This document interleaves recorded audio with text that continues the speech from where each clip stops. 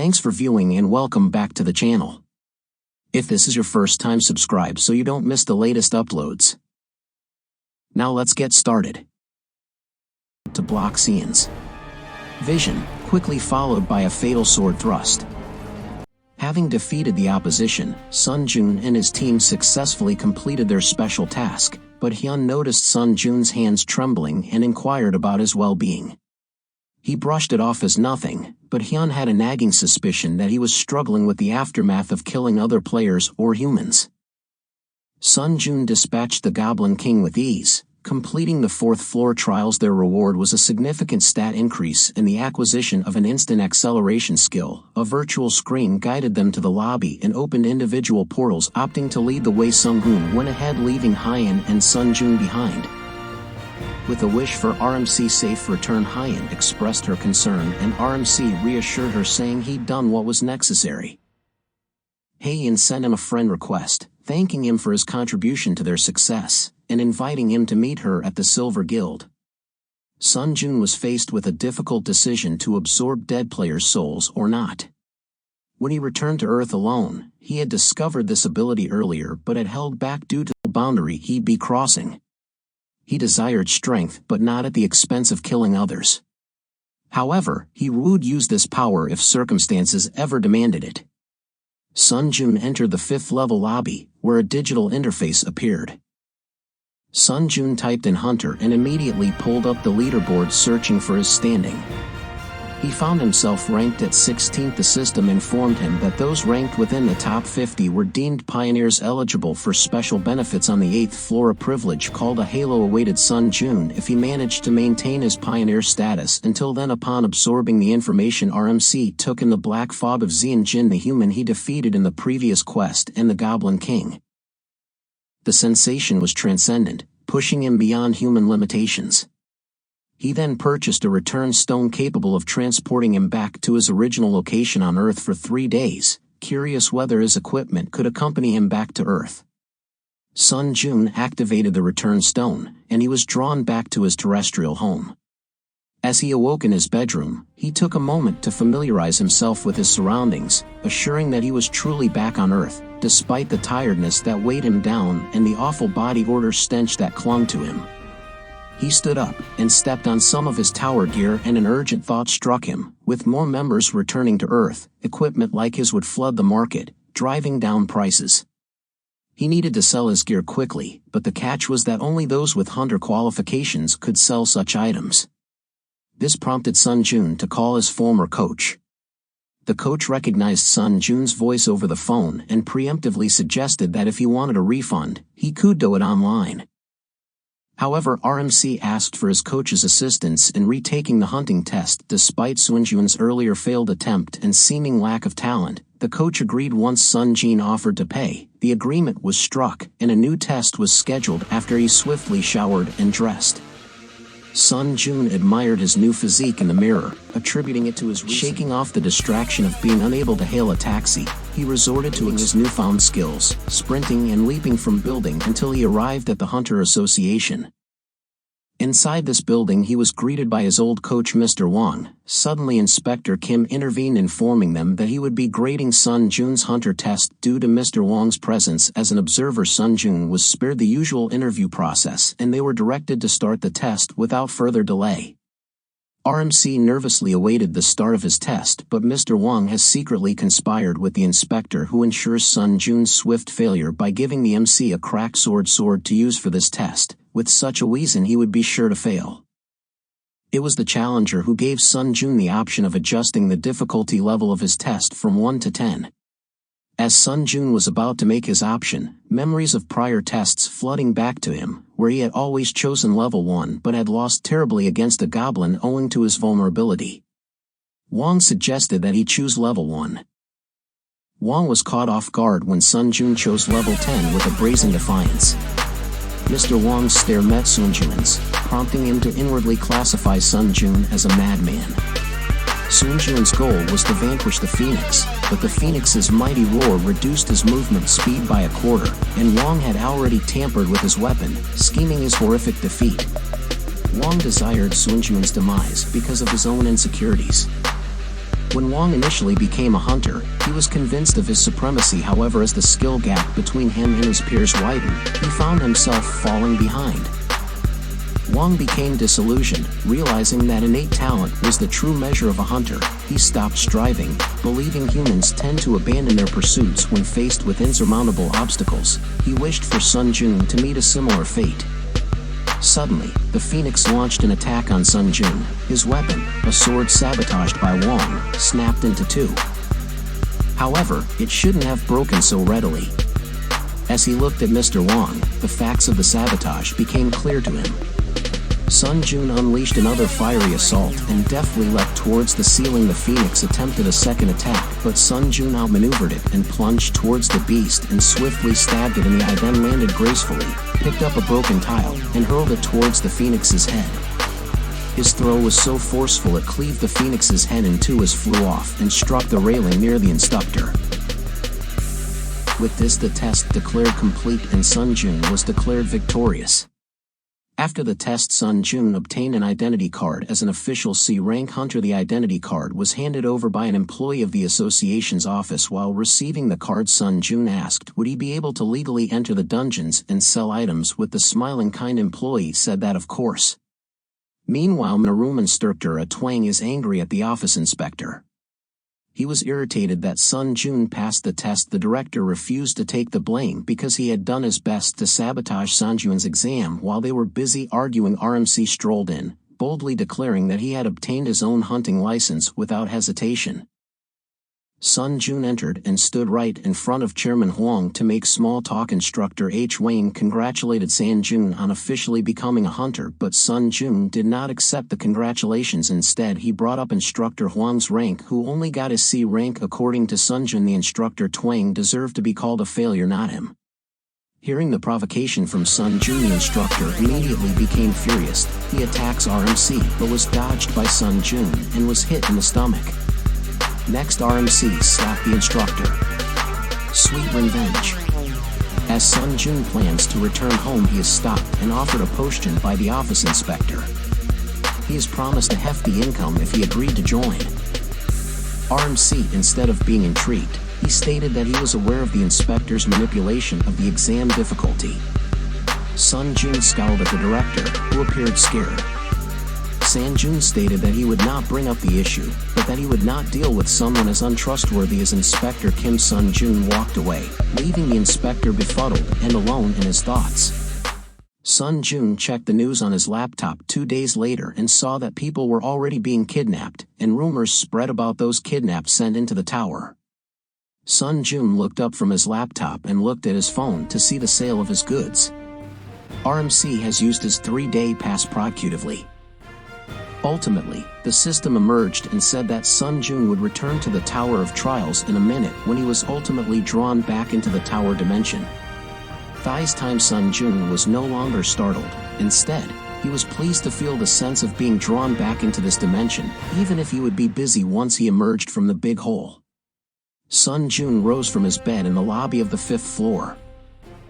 Sun Jun realized as soon as he awoke that he could freely use items in the tower or the real world, so for the time being he would store the chests and stones he brought into his inventory. Within this 5th floor store was a magic power potion that allowed Sun Jun to see the details of any item as well as knowing the honesty of someone's words. Sun Jun enjoyed reading the item's information, so he would buy it. After Jun immediately tried his 2 items to practice. After he felt he had practiced enough, Sun Jun asked the system to open the gate to the 5th floor trial. On this 5th floor, the difficulty level is hard. The mission to clear is to defeat the boss of the wolves. The reward for this trial is unknown, while the penalty for failure is as usual now: death. Wasting no time, Sun Jun defeats the wolves easily.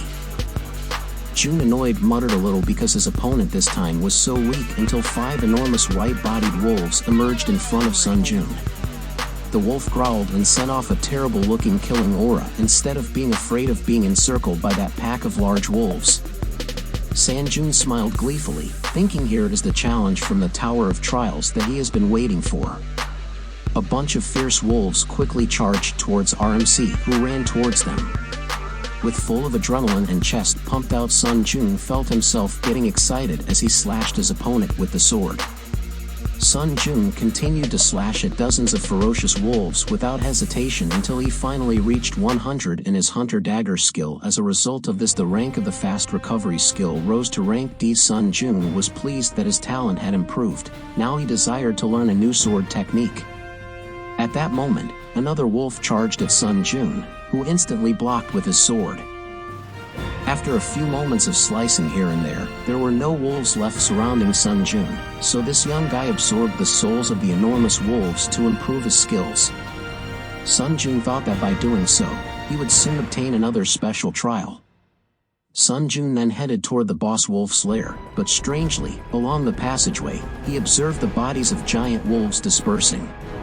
Sun Jun approached one of the carcasses and saw a sword wound. There were also new scratches around the wolf carcass. To investigate the aftermath of these attacks, Sun Jun used the skilled Eye of Truth. With this skill, he knew that the scratch marks were caused by a very strong attack. As Sun Jun paused and pondered what could make this mark, suddenly there was the sound of an extremely loud wolf howl. Sensing the wolf close by, Sun Jun slid off looking for the source of the sound.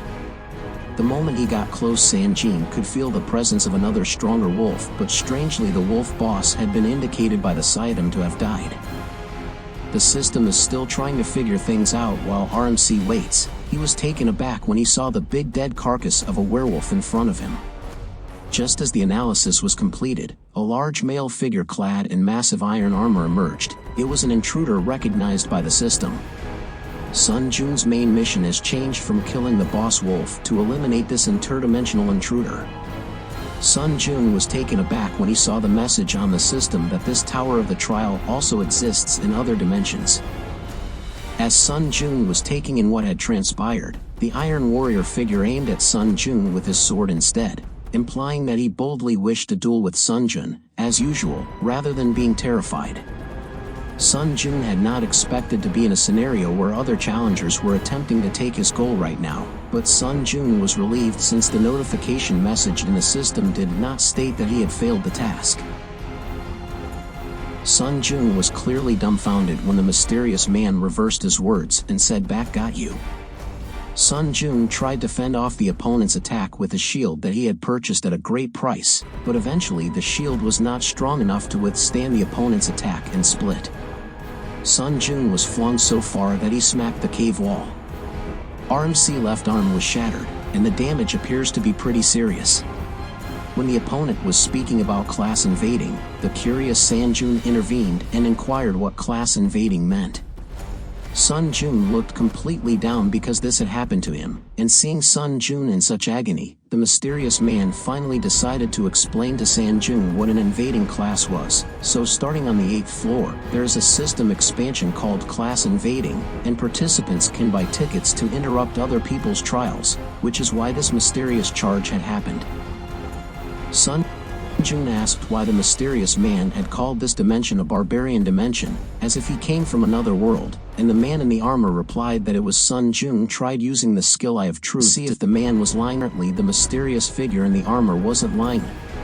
Annoyed at being judged by a barbarian, the mysterious man intended to attack Sun Jun, but since Sun Jun had already gotten a pain and heal technique, Jun was able to endure the pain in his hand, i.e. the pain tolerance skill he possessed. In other words, Sun Jun was enduring it on purpose because if he released his injured arm, the fast recovery skill would automatically activate and heal his wound, so Sun Jun purposely pretended a pitiful look for his opponent to reveal all the information Sun Jun desired. Sun Jun kicked the ground with his other hand till it trembled and his sword shot up. Sun Jun caught his sword and said confidently that his complete strength will continue to rise. Sun Jun immediately used high-speed skills to move at lightning speed to attack the enemy, who was staring in awe at his many skills. Even though this mysterious man still tried to fend off Sun Jun's barrage of attacks, they continued to scuffle in all corners of Goa until finally the mysterious man couldn't stand it any longer and pointed his sword filled with powerful aura against Jun.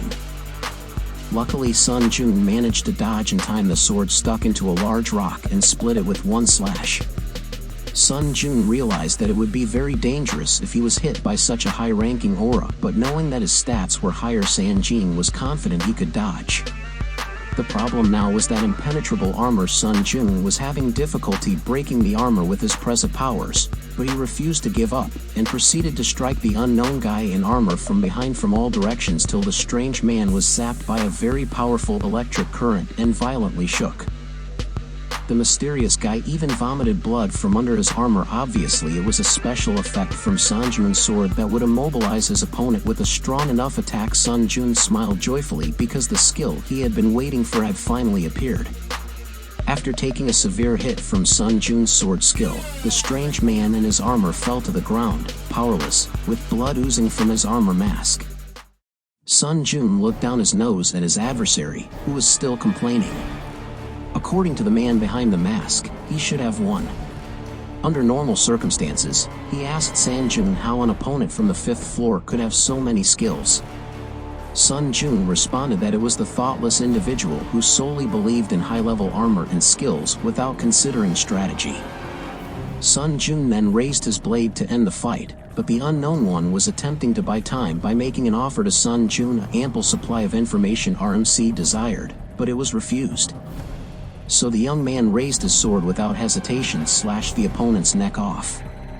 Blood gushed everywhere as RMC thought he was growing numb to killing opponents, but if he hesitated and felt uneasy every time he was about to kill his enemy, then it would become a huge problem for him. Finally, Sun Jun received notification that he had successfully completed the challenge on the 5th floor. In that instant, the mysterious man's large body disappeared.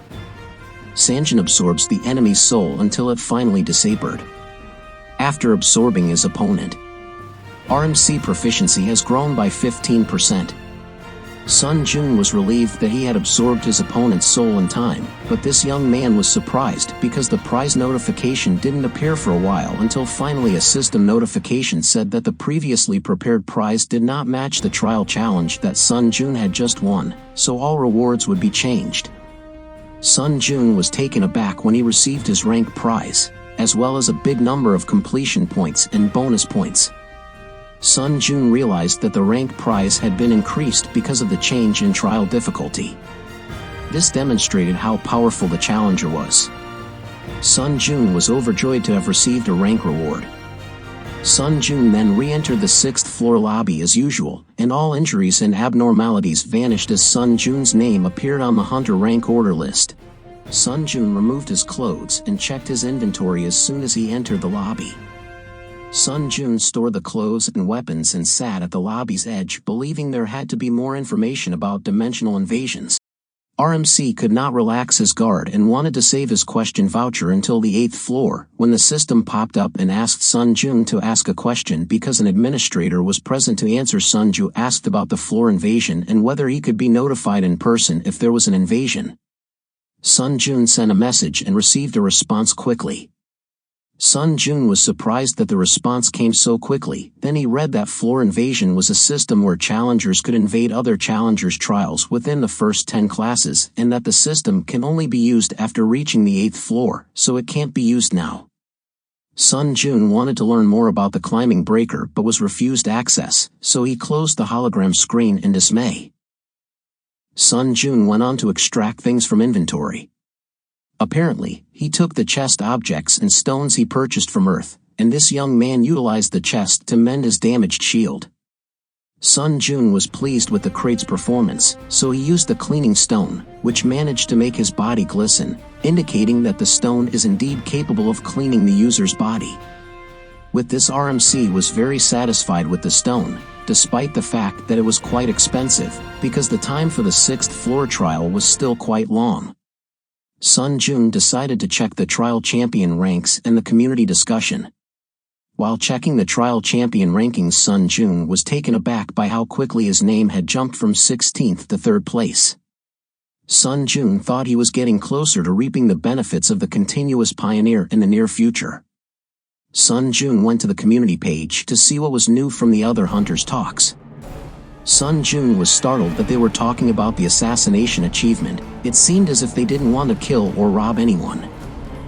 Adversaries or comrades. Sun Jun noticed that the community chat was now in complete chaos. It was as if everyone was looking at each other with hatred. Suddenly someone appeared who informed him that the person who provided information about the fourth floor trial change is Naya Princess Sudi. He was the one who made the other hunters alert and stabbed each other. Sun Jun was annoyed to hear of such a trickster. He would remember that name. It didn't take long for a notice window to appear indicating the time of the next trial. After passing through the portal, Sun Jun saw a wide expanse of sea. Above it were many wide floors for the entry of the participants. Sun Jun stood towering calmly as he gazed at the expanse of sea. Then a notification appears that his partner will appear in a moment. It was strange that after the portal was open, Sun Jun's teammates did not enter the 6th floor either, but suddenly a spear is thrown in his direction. Despite his shock, he luckily managed to catch the spear in time. RMC pulled the spear so hard that a young man appeared at the tip of the spear. The young guy fell to the floor and San Jun immediately scolded him for attacking his own teammate, namely San Jun. However, the youth instead smiled disdainfully at Sun Jun and said out loud that killing is the easiest way to achieve achievements. Sun Jun was taken aback by the young man's statements. Irritated, he asked in a high tone if it was good to kill his friends for the sake of power. Instead, the teenager accused Sun Jun of hypocrisy. After hearing his words, he shouted Ash, asking Sun Jun to look around him before commenting. Apparently right now around them people were killing each other with their own teammates. Screams filled with pain, wailing and killing intent reverberated around Sun Jun, making this young man only remain silent when his colleagues and rivals accuse him of hypocrisy. Continuing with the two people who were shaking hands on the left side of Sun Jun's trail. And the fat man decided to work together without the influence of the other participants attacking each other. The fat man all of a sudden, due to lack of awareness, was stabbed square in the heart by his so-called partner. He was misled and stabbed with a sharp weapon through his chest. The slim man's kind face quickly turned evil and aggressive. Sun Jun was shocked as he watched the incident. Sensing that San Jun was distracted and let his guard down, the young man, his so-called teammate, pulled out his small dagger to attack RMC. But he met no mercy from Sun Jun as he was directly stabbed by his own spear. The foolish guy was shocked. San Jun could move faster than him, but it was too late. He had already died at the hands of Sun Jun. As soon as his opponent died, Sun Jun gained his achievement and his strength increased. Sun Jun looked around again. He realizes that the difficulty in this trial is a combination, but he didn't expect to see a challenge like this in the Tower of Trial. Will RMC survive this chaotic trial? Tune in next time to see how this plays out, and remember to like and subscribe so you don't miss the latest chapter upload.